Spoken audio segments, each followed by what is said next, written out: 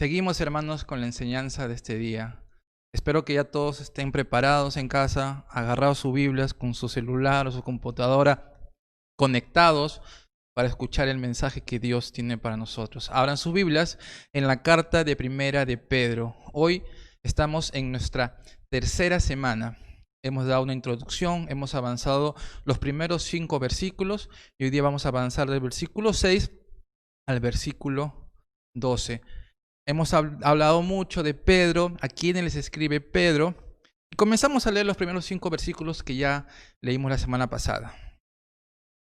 Pero antes, hermanos, antes de entrar con esos versículos, porque vamos a leerlo con forma de repaso, hermanos, Pedro, en toda la carta, habla del tema de las pruebas. Recordemos que los hermanos que escucharon por primera vez esta carta o la leyeron, eran hermanos que estaban padeciendo de diferentes formas a causa de su fe, a causa de seguir a Cristo. Y Pedro tenía temor, estaba preocupado por ellos, porque había una posibilidad de que esos problemas, esas circunstancias difíciles, cause un desánimo tan duro en ellos que se desanimen, sientan ganas de volver, de rendirse, de retroceder en su caminar cristiano. Pedro tiene que escribirles, los corrige, pero les va a animar muchísimo de que se mantengan en la verdadera fe. Ese es el propósito de la carta, que se mantengan en la verdadera fe. Y hoy día en estos versículos de 6 al 12 vamos a hablar de estas pruebas, el propósito de las pruebas. Ya Pedro va a comenzar a entrar de lleno a las pruebas, el propósito que tiene en las pruebas. Pero al hablar de pruebas, hermanos, existen 2 extremos malos. Por eso vamos a hablar un poco de que hay que tener cuidado con los extremos. Los extremos y no tener el balance bíblico correcto que nos da su palabra de Dios, nos puede hacer distorsionar y irnos a extremos. Por eso, hermanos, tenemos que tener cuidado con los extremos. El primer extremo. Hay algunos cristianos, algunas iglesias que dicen que siempre hay pruebas en la vida del cristiano. Dicen, el cristianismo es muy duro, hermanos. El cristianismo es muy difícil. Ya no se aguanta más. La gente ya no quiere venir a la iglesia porque saben que nos espera dificultades. Es duro, mejor no vengan, mejor me voy. Y otros dicen, yo soy un héroe de fe porque tengo muchas pruebas y las venzo las pruebas con el poder de Dios. Es un extremo, hermanos. Pensar que toda la vida hay pruebas. Pensar de que todo es difícil, que todo es duro. Inclusive hay gente que llega a pensar que porque te va bien, porque tienes un buen trabajo, porque no tienes muchos problemas tal vez en algunos tiempos, la gente dice, este debe ser pecador. Este debe estar con el mundo, porque si no estaría sufriendo, porque un cristiano verdadero son de la primera iglesia, es esa gente que sufre. Es un extremo malo. Decir que siempre hay pruebas es mentira.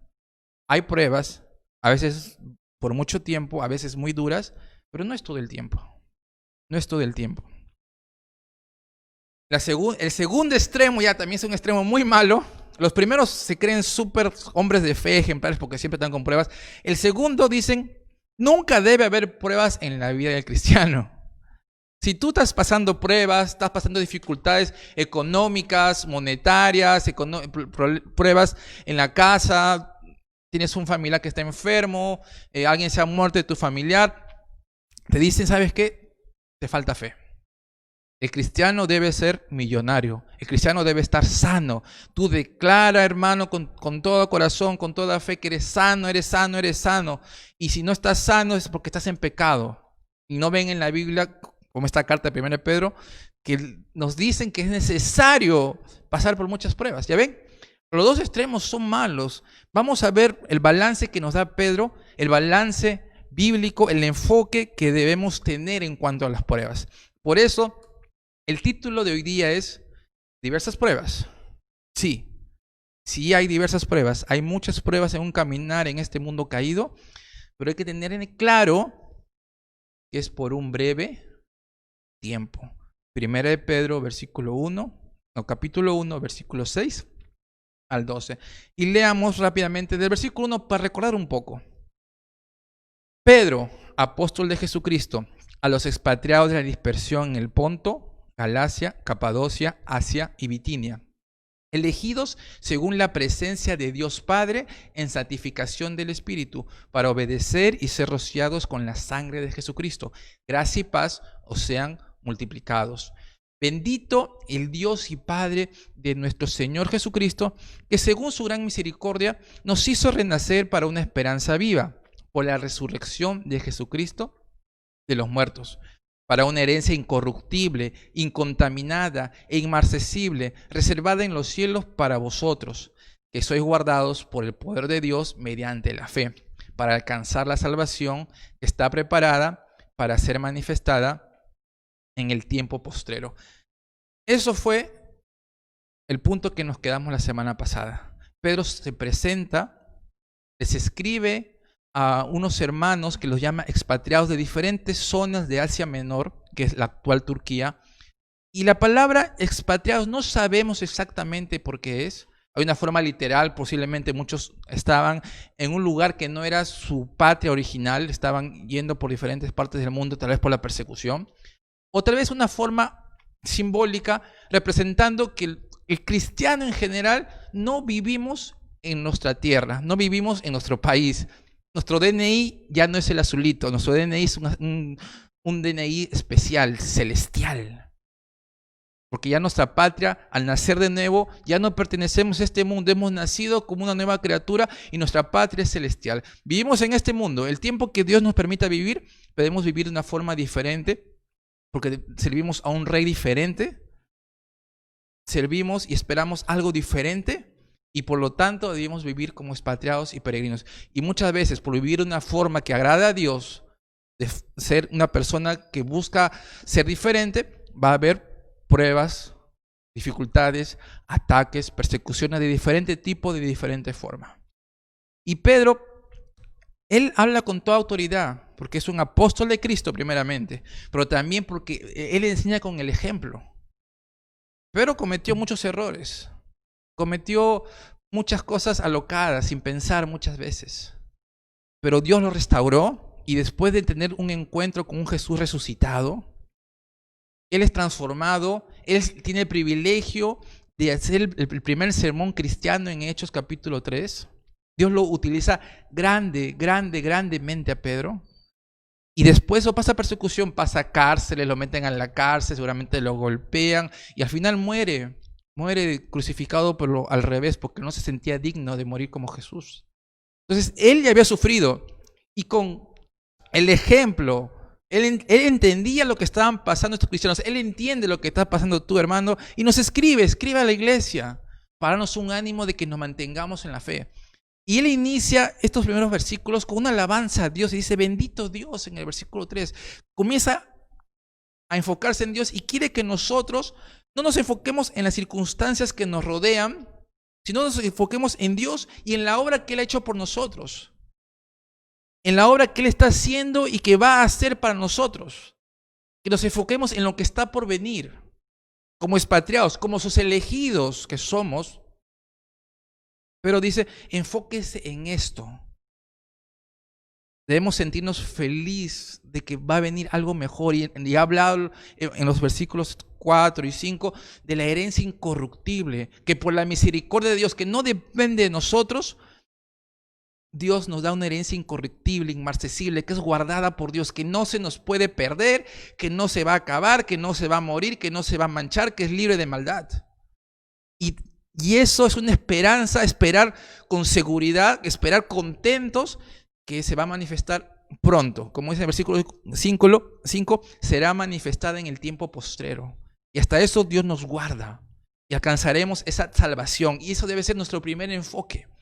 Como dijo Pablo en Colosenses, estar enfocado en las cosas celestiales y no en las terrenales.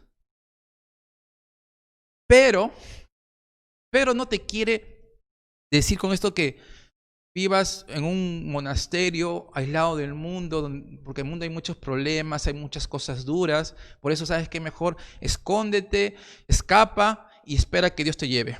Pero dice, mejor mátate para que te vayas al cielo de frente, como muchos han pensado tal vez. Mejor me quito, estoy sufriendo tanto, estoy padeciendo tanto, me va tan mal en la vida, que sabes que ya no aguanto. Mejor me suicido. A veces estamos en tantos problemas y decimos, Señor, ven pronto, ya no aguanto más este mundo. Está bien desear que Jesús venga pronto, pero no simplemente como huir de este mundo. Pedro no dice que tengamos esa actitud de ya desesperado, que este mundo es horrible, sufro tanto, me va tan mal que ya no aguanto esta vida, mejor me quito la vida. No, la Biblia nunca dice eso y Pedro tampoco dice eso. Sí, nos espera algo maravilloso. Sí, debemos pensar en eso. Sí, debemos desear eso. Pero no debemos hacerlo simplemente por huir de las circunstancias, porque en ninguna parte de la Biblia el suicidio o estar así asustado, con miedo y desesperado simplemente por correr de este mundo, no. Estamos en este mundo. Jesús no nos ha sacado del mundo. Dios nos ha puesto en este mundo con nuestras circunstancias, con nuestras debilidades, para hacer luz. Y en medio de las pruebas se ve realmente quiénes somos, dónde está nuestra fe. Y ese es el enfoque que debemos tener, hermanos. Por eso Pedro no te va a contar un cuento de hadas y te va a decir, tranquilo, hermano, tú ven a Cristo, confía en Cristo, que toda tu vida será color de rosa, que toda tu vida será maravillosa, que nunca más tendrás problemas porque con Cristo Él tiene planes excelentes para ti.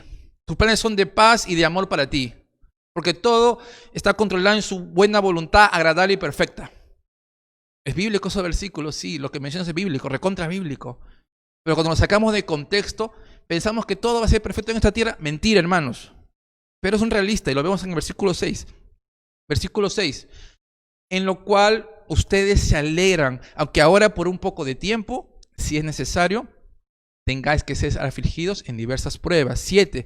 Para que sometida a prueba vuestra fe, mucho más preciosa que el oro, el cual, aunque perecedero, se prueba con fuego, sea hallada en alabanza, gloria y honra, cuando sea manifestado Jesucristo, a quien amáis sin haberle visto, en quien creyendo, aunque ahora no lo veáis, os alegráis con gozo inefable y glorioso, obteniendo el fin de vuestra fe, que es la salvación de vuestras almas.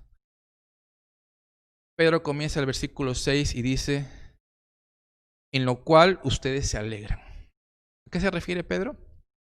A lo que ha dicho en el versículo 3, 4 y 5. En esa salvación, en esa esperanza, en esa herencia incorruptible, pensar en eso, creer en eso debe ser un motivo de tremenda, la mayor alegría que podemos obtener en este mundo. Saber que nos espera algo mucho mejor debe ser un ánimo grandísimo. Nos debe animar todos los días, pensar y estar concentrados en que Dios nos ha prometido algo con seguridad que vamos a recibir en un futuro por creer en Cristo, basado en su muerte y resurrección. Está bien. Nos animamos, nos alegramos, pero eso no quiere decir que nos cerremos los ojos y no nos demos cuenta de lo que está a nuestro alrededor.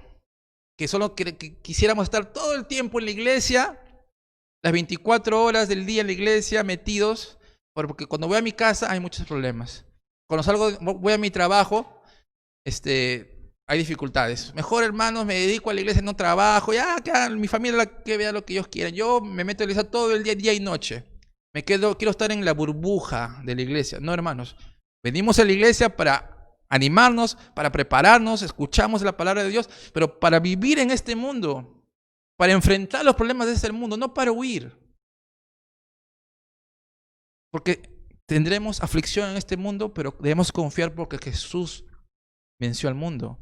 Entonces dice Pedro, ustedes se alegran, está bien, pero, dice el versículo 6, aunque es un pero, es un cambio.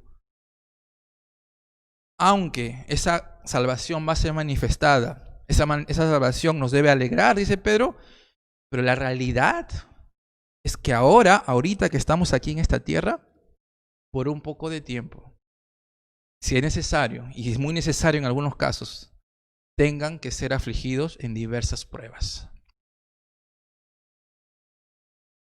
La aflicción, el tiempo de dolor, el tiempo de dificultad, lo hemos vivido de diferentes formas, en diferentes momentos. Y vamos a pasar, lo hemos pasado y volveremos a pasar. Algunos más, otros mucho más, otros un poco menos tal vez, pero vamos a pasar. Vamos a pasar. Es parte de la vida, es parte también del caminar cristiano, las pruebas, porque Jesús, como vamos a ver, tiene un propósito grandísimo en estos momentos de aflicción, estas pruebas, estos exámenes, que es la escuela de Dios, por la cual Dios nos enseña. Esa palabra diversas, hermanos, la traducción habla de algo que es multicolor, de multiforma. ¿Por qué?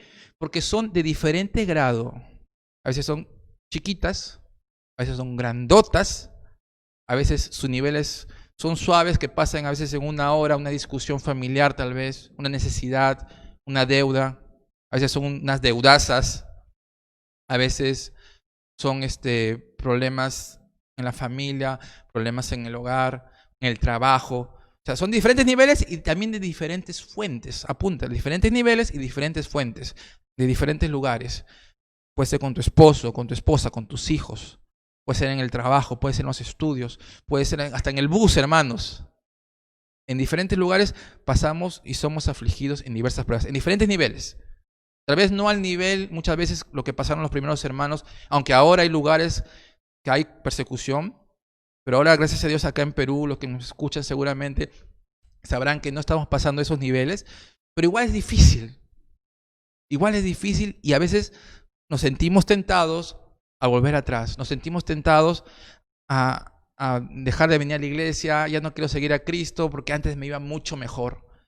Antes tenía más plata. Antes me iba muy bien con mis hijos. Ahora vengo a Cristo. Yo pensaba que me iba a resolver los problemas, pero muchas veces los problemas se mantienen y siguen por un mes, por 2 años, por 3 años, a veces toda la vida.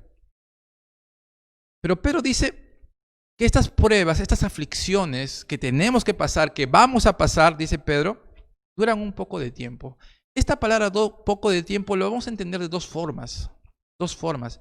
Primero, una forma literal, porque hay que ser realistas, como hemos visto, evitar los extremos. Hay pruebas, pero no son siempre tan largas. A veces duran un mes, una semana. Porque a veces tenemos una prueba chiquita, ya me quiero suicidar, ya no aguanto más esta vida es horrible. Y a veces son pruebas tan simples. Y te ves al vecino o a una persona que están sufriendo peor que tú y te das cuenta que te estás hundiendo en un vaso de agua. Es verdad, nos pasa eso. Que nos enfocamos tanto y veo que está horrible mi vida. Y hay gente que está pasando peores cosas que tú. Y hay que ser realistas, hermanos. A veces pruebas que con un poco de paciencia, oración mucha, pidiendo sabiduría, la podemos superar con la ayuda de Dios. Entonces, Dios pone también límites a las pruebas a veces. Entonces, hay pruebas, hermanos, que posiblemente mañana o en un tiempito la pases. Con la ayuda de Dios, con su dirección, Dios va a actuar de alguna forma con un hermano que te va a ayudar, alguna bendición. Algo puede pasar, que todo viene de Dios, toda buena dádiva viene de Dios, y te puedes ayudar a salir de esa prueba. Por eso dice un poco tiempo, porque Dios puede actuar en algún momento, de alguna forma. A veces sí, a veces no. Y tú me puedes decir, pero Oscar, yo tengo una prueba años. Tal vez tengo un familiar que está enfermo y es una carga para mí. Lo tengo años y no se recupera. He orado y no se recupera. Tengo mi esposo, tengo mi hijo que oro para que entregue su vida a Cristo y sigue en el mundo, sigue en las drogas y tengo años y nunca Dios me ayuda. Dios se ha olvidado de mí. Hermanos, también poco tiempo se está refiriendo a un contexto más amplio. Porque si tú comparas el tiempo que podemos estar en esta tierra, máximo 100 años, y eso es. Ya, digamos que todos vivimos 100 años. Compara 100 con 200 años, solo 200 que podemos vivir en el cielo, es el doble. Es mucho más 200. Solo 200.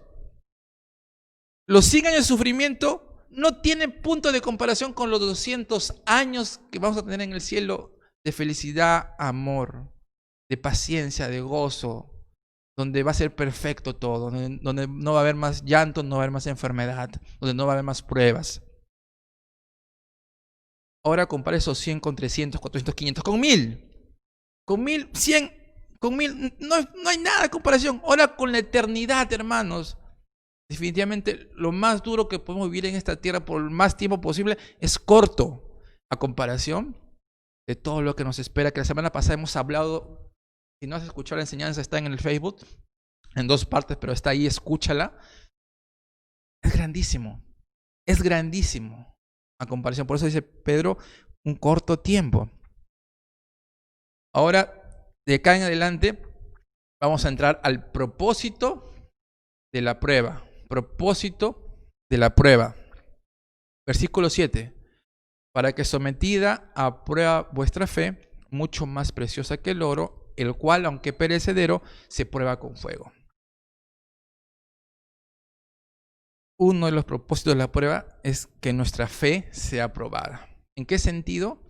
En que se muestre realmente en qué estás parado, en qué tú crees, cuál está tu fe. Si tu fe es verdadera o tu fe solo fue una ilusión, una emoción de un momento, un escape porque tienes un problema. Porque mucha gente viene así a Cristo. Viene así de un momento, alabo al Señor, Dios me ayuda, te ayudó, buscas al Dios bombero, se acaba el fuego del problema y otra vez estás en el mundo. O a veces te va tan bien en la iglesia, tienes muchas bendiciones, pero pum, pierdes el trabajo, pum, se enferma alguien. En vez de buscar a Dios más, te alejas de Dios. Entonces la prueba te muestra realmente dónde estás parado. Y acá Pedro nos dice que nuestra fe, que es el medio a través del cual Dios usa para salvarnos, lo que creemos nosotros en Jesús que murió y resucitó de los muertos, es más preciosa que el oro. Pero así como el oro se purifica con el fuego, el oro para limpiarlo las impurezas cuando lo sacan, lo excavan, lo ponen al fuego y sacan las impurezas y muestran realmente lo que es oro y lo que es impurezas. Así igualmente Dios usa la prueba, el fuego de la prueba, para purificarnos, limpiarnos y para mostrar realmente dónde está nuestra fe. Entonces, el propósito de la prueba, vamos a ir a través de la semana, vamos a ver diferentes propósitos. Varios propósitos vamos a ver a través de la carta de Pedro. El primer propósito que encontramos de las pruebas es probar la fe. Ver la calidad de la fe. Probar si la fe es genuina. Entonces, si tienen sus lápices, apunten. El primer propósito de la prueba es ver cómo es tu fe.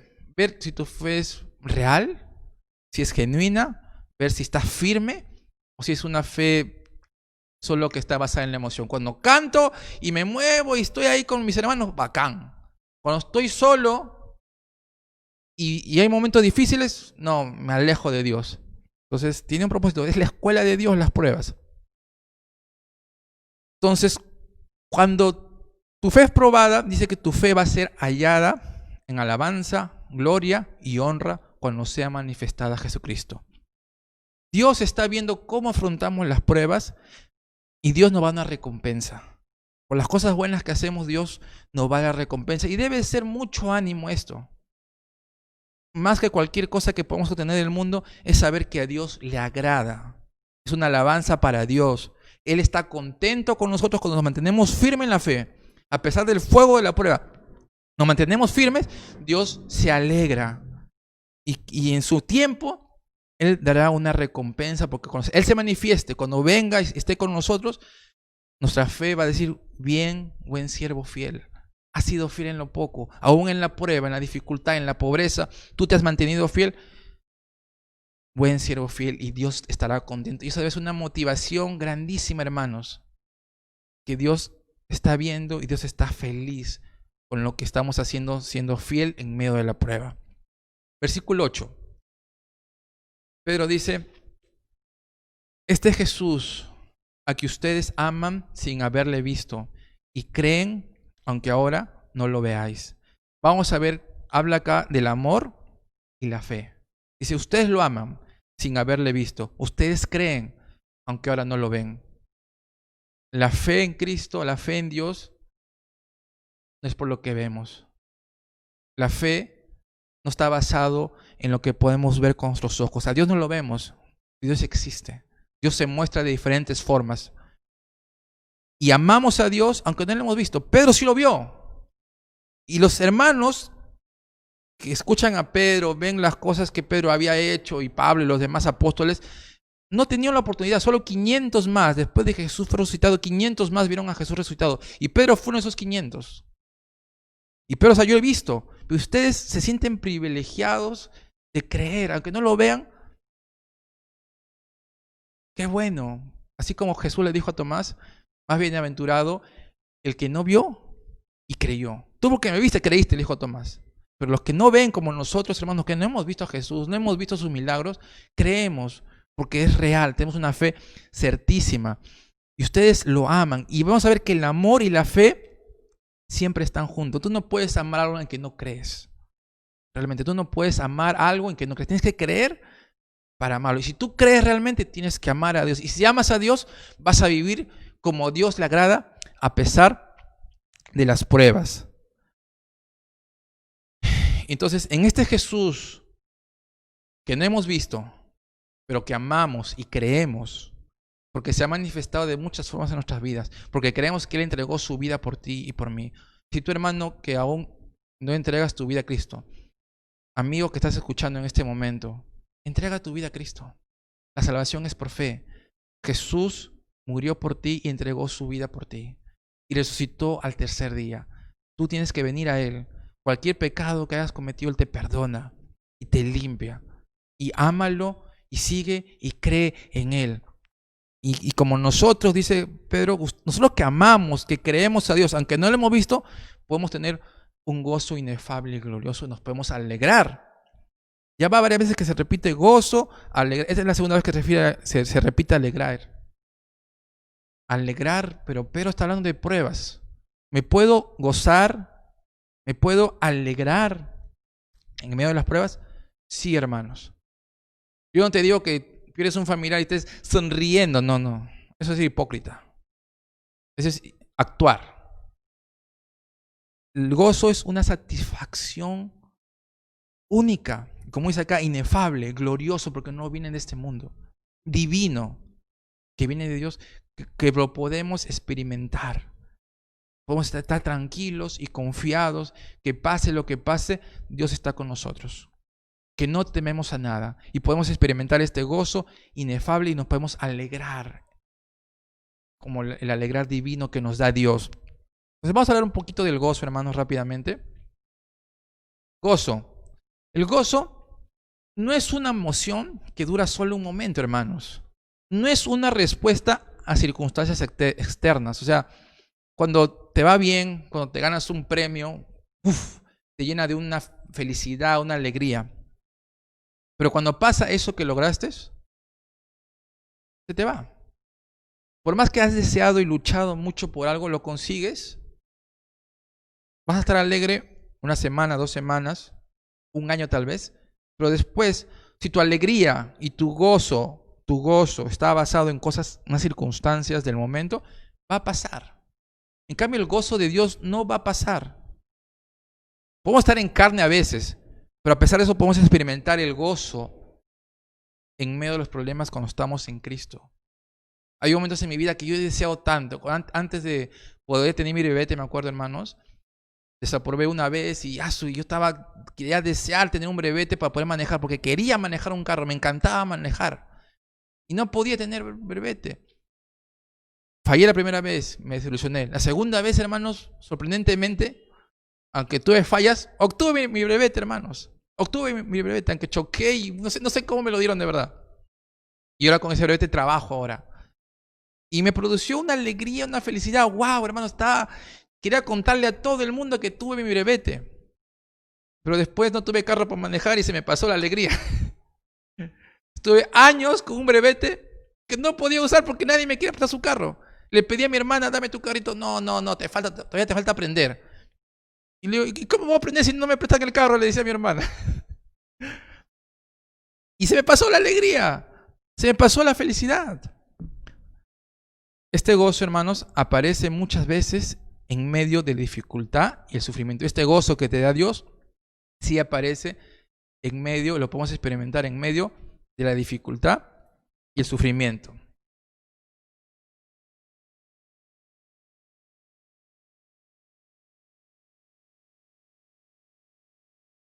Algo más. Según la Biblia, ahí están los versículos, seguro va a salir en la pantalla, hermanos, apúntenlo. Es un don que recibimos de Dios. Es un don que llega al creyente, solo lo podemos experimentar al creyente. Este mundo no te da. Este mundo solo te da alegrías momentáneas y pasajeras. Si tomar toda una noche alcohol te da una alegría tremenda, tú sabes que solo dura una noche. Llega el siguiente día, solo tienes dolor de cabeza y te enfermas. Si una alegría te da jugar fútbol o ver un partido, te dura 2 horas. Y si pierde tu equipo, se te va el gozo. Si tu gozo está basado en algún tipo de estas cosas momentáneas, mundanas, cualquier cosa que desees y lo obtengas, solo te dura un tiempo. En cambio, lo que te da Dios es constante y permanente, hermanos. Y llega al creyente cuando ponemos nuestra confianza en Dios. Si tú quieres experimentar este gozo que no te lo ofrece el mundo y aún no has venido a Cristo, ven a Cristo. Es la mejor decisión que puedes tener, venir a Cristo. Y es un fruto del Espíritu Santo, amor, gozo, paz, paciencia y alegría. Es fruto del Espíritu Santo.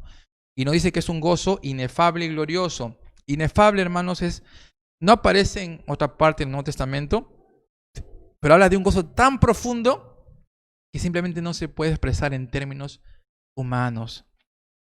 Y es glorioso porque viene de Dios. Es algo que ha sido glorificado de Dios.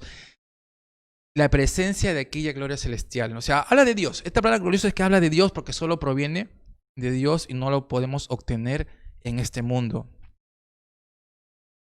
Versículo 9. Obteniendo el fin de vuestra fe, que es la salvación de vuestras almas. El fin de la fe, porque a través de la fe verdadera, la fe que persevera, la fe que sigue, la fe real. Porque una fe que es de momento, Señor, yo entrego mi vida a Cristo y sigo mi vida igual con el mundo, como siempre, normal, no es una fe real. No te engañes que yo acepté a Cristo una vez, me dijeron que voy al cielo, entonces me sigo en el mundo y juego con el mundo y normal porque ya me dijeron que voy al cielo. No te engañes, eso no es la fe verdadera. Una fe verdadera, una fe real, tiene sus caídas. Tiene momentos duros, momentos que pecamos, hasta transgredimos, pero venimos a Jesús arrepentidos y Dios nos restaura y nos levanta. En cambio, una fe falsa es aquella fe que primera prueba, ¡fum!, se derrumba y se va al mundo. Pasa una circunstancia, una tentación, cae en la tentación y disfruta la tentación y se goza y quiere más el pecado. Esa sí no es una fe real. Pero la fe verdadera, la fe real nos da salvación. En Hechos 14:22 dice esto, hermanos, un versículo de ánimo. Confirmando los ánimos de los discípulos, exhortándolos a que permanezcan en la fe, y les decía, es necesario, esto es un ánimo de Pablo, es necesario que a través de muchas tribulaciones entremos al reino de Dios. Es muy necesario que entremos al reino de Dios a través de muchas tribulaciones. Es parte del caminar tribulaciones, pasar las tribulaciones. Si uno no pasa las pruebas y se va al mundo, muy probable es que esa fe sea falsa, no sea real. Versículo 10. Los profetas que profetizaron de la gracia destinada a vosotros inquirieron y diligentemente indagaron acerca de esta salvación, escudriñando qué persona y qué tiempo indicaba el Espíritu de Cristo que estaba en ellos, el cual anunciaba de antemano los sufrimientos de Cristo y las glorias que vendrían tras ellos. 12. A estos se les reveló que no para sí mismos, sino para vosotros, administraban las cosas que ahora los anunciamos, por lo que se ha predicado el Evangelio por el Espíritu Santo enviado del cielo, cosa en las cuales anhelan mirar los ángeles. Vamos a dar una explicación rápida de estos versículos, hermanos. Está hablando que los profetas del Antiguo Testamento predicaron, profetizaron, Dios les revelaba a través de sueños, visiones, y escribían con muchos, con 100, 300, 500, 1000, 2000 años de anticipación, desde Moisés hasta el último profeta en la Biblia, profetizaban y hablaban de Jesús, hablaban de la gracia. Ellos no entendían, porque ellos predicaban a un rey que iba a venir con todo poder, pero también predicaban a un siervo que venía a sufrir. Por eso cuando vino Jesús, lo rechazaron, porque ellos veían las profecías del Mesías y pensaban que iba a venir a reinar. Y las dos partes están en el Antiguo Testamento, hablando de un rey que viene a reinar y de un siervo que viene a sufrir. Y no se contradicen. Y los que escribían esto no entendían, hermanos. No entendían que las dos cosas hablaban de Jesús. Que tenía que morir, venir primero como siervo a sufrir y darnos la gracia y el perdón a través de su sacrificio en la cruz. Y después venir a reinar en su segunda venida, a reinar en este mundo como rey, con los caballos a venir, como nos habla en Apocalipsis. Y esa gracia, dice Pedro, que los profetas profetizaron, era para nosotros. Nosotros nos debemos sentir privilegiados de que podemos ahora entender esto que les hablo, de que los profetas hablaban, escribían, pero no entendían. Estudiaron diligentemente, indagaron acerca de esta salvación y no entendían. Escudriñaban acerca de Cristo, de cómo los tiempos hablaban de Jesús. Entonces es una confirmación que también el Antiguo Testamento es inspirado por Dios y que también nos sirve para estudiar y entender el mensaje de Dios a través del Antiguo Testamento. Entonces ellos anunciaban a Jesús desde antes sus sufrimientos y también las glorias. Y así como profetizaron los sufrimientos de Cristo, también profetizan las glorias. Y en el contexto que venimos del sufrimiento, Pedro está diciendo, así como los profetas profetizaron que iba a venir un Mesías, y vino el Mesías y se cumplió, también estén seguros que va a venir un momento de gloria. Y así como Jesús sufrió, tú también vas a sufrir acá. En este mundo vas a sufrir, pero es por poco tiempo y van a venir días de gloria. Pasó con Jesús. Los profetas con 1000, 2000 años lo profetizaron. Igual va a pasar con nosotros, porque es seguro esta salvación. Y podemos tener confianza de que lo que hemos hablado la semana pasada de la herencia incorruptible, lo tendremos. En resumen, hermanos, estos versículos nos dicen esto. 1. Los profetas del Antiguo Testamento enseñaron la doctrina de salvación, de la gracia. Ya enseñaron, no solo la ley, también enseñaron la gracia. Ellos indagaron, investigaron este tema, pero hay que aclarar que ellos no entendieron. No entendieron cómo se podía dar los sufrimientos y la gloria. No entendieron. Trataron de averiguar el tiempo y las circunstancias a las cuales apuntaba el Espíritu. El Espíritu predijo los sufrimientos y la gloria de Cristo. Predijo todo lo que estaba por venir. Versículo 12. A estos profetas se les reveló que no era para ellos mismos, sino para nosotros. Administraban las cosas que ahora les anunciamos, por los que han predicado el Evangelio del Espíritu Santo enviado del cielo, cosas en las cuales anhelan mirar los ángeles. Este mensaje del Evangelio, este mensaje a través del cual obtenemos salvación, hermanos, que se profetizó antes de Cristo, es para nosotros y debemos sentirnos privilegiados, que ahora a través de la predicación podemos llegar a muchos, así como se llegó a nosotros. Dice que aún los ángeles no entienden tampoco esto. ¿Cómo es posible? Y quieren ver, quieren mirar cómo la salvación y el poder de Dios se manifiesta en sus hijos. Cosas en las cuales anhelan mirar los ángeles, dice. Los cristianos, hermanos, gozamos de privilegios que van más allá de los profetas y hasta de los mismos ángeles. Porque ya tenemos completo. Tenemos el mensaje completo, podemos entender y solo tenemos que creer. No entendemos completamente también como ellos, pero sí lo tenemos más claro, cómo se dan las cosas, lo que está por venir. El conocimiento de los ángeles acerca del misterio de la salvación del hombre está incompleto. Realmente está incompleto.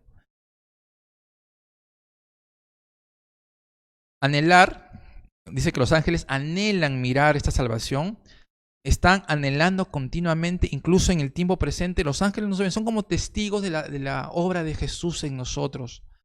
Los ángeles tienen una curiosidad santa de presenciar y deleitarse en las glorias del reino de Cristo, conforme se realizan más plenamente en la vida de los creyentes individuales en toda la historia de la iglesia. Los ángeles ansían ver. Y vemos también versículos parecidos en Efesios 3, 10 y 11 que dice: para que la multiforme sabiduría de Dios sea ahora dada a conocer por medio de la iglesia a los principados y potestades en los lugares celestiales, conforme al propósito eterno que hizo en Cristo Jesús, nuestro Señor. Dice en Efesios, ¿no?, que los principados y potestades, hablando de los ángeles, que están en los lugares celestiales, conocen, a través de nosotros, conocen esta gracia de Dios. En 1 Timoteo 5:21 dice: te encarezco delante de Dios y el Señor Jesucristo y de sus ángeles escogidos, que guardes estas cosas sin prejuicios, no haciendo nada con parcialidad. Entonces, hermanos, no nos debemos sentir privilegiados de entender la gracia de Dios, de recibir la gracia de Dios, y también como una motivación es saber que hay testigos como los ángeles que nos ven a todo momento y se sorprenden cómo Dios trabaja en nuestras vidas, cómo Dios nos ha salvado, cómo Dios nos ha perdonado, cómo Dios nos ha dado una nueva vida y podemos perseverar en esa vida, podemos experimentar ese gozo inefable que solo podemos tener en Dios. ¿Quieres experimentar el gozo a pesar de las pruebas? Ven a Cristo. Yo no te voy a engañar y te voy a decir: estás con pruebas, hermanos. Ven, entrega tu vida a Cristo, que mañana todo será hermoso. Todo será precioso. Tu vida no habrá más problemas. ¿Estás en tormentas? Ven, que Jesús apaga las tormentas como lo apagó con Pedro. No, hermanos. Probablemente las tormentas a veces sigan. Probablemente las dificultades, las enfermedades todavía sigan. El coronavirus todavía va a seguir. La economía de repente va a ir de mal en peor. No lo sé. O tal vez todo cambie mañana. No lo sé, hermanos. Pero como Pablo dijo, he aprendido a vivir sea cual sea mi circunstancia. ¿Por qué? ¿Por qué puedo experimentar paz? ¿Por qué puedo experimentar gozo? Porque no soy de esta tierra. Sabemos que todo de acá es momentáneo, es pasajero. El dolor más profundo que pueda pasar no se compara en nada con toda esa herencia incorruptible que tenemos en Cristo. Permanece en Cristo, hermano. Sigue a Cristo. Experimenta su gozo. Confía en Él. Cree en su palabra. Él te puede solucionar los problemas. Sí lo puede hacer. ¿Puede hacer un milagro? Sí puede hacer un milagro. ¿Puede sanar a la persona que está enferma? Sí lo puede sanar. Sí, hermanos. Porque Él tiene el poder. Pero Él hará su voluntad. ¿Y sabes cuál es su voluntad? Lo mejor para ti. Y no siempre quitarte el problema o resolverte tu circunstancia difícil es lo mejor para ti. No siempre, hermanos. Por eso ven a Cristo y confía en Él. Si tú aún no has recibido a Cristo, deja de vivir ciegamente. Deja de vivir con oscuridad. Deja de buscar esos placeres momentáneos y ven, experimente el placer real, el placer constante. A pesar de las 1000 dificultades que tengas, lo puedes experimentar. Dios te bendiga, hermano. Vamos a orar. Señor Jesús, muchas gracias por este tiempo. Gracias por bendecirnos.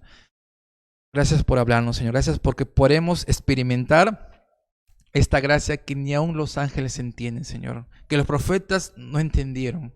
Pero a través de tu Hijo Jesús, aunque no lo hemos visto, creemos y amamos a Cristo y podemos experimentar este gozo inefable, esta alegría en medio de las pruebas.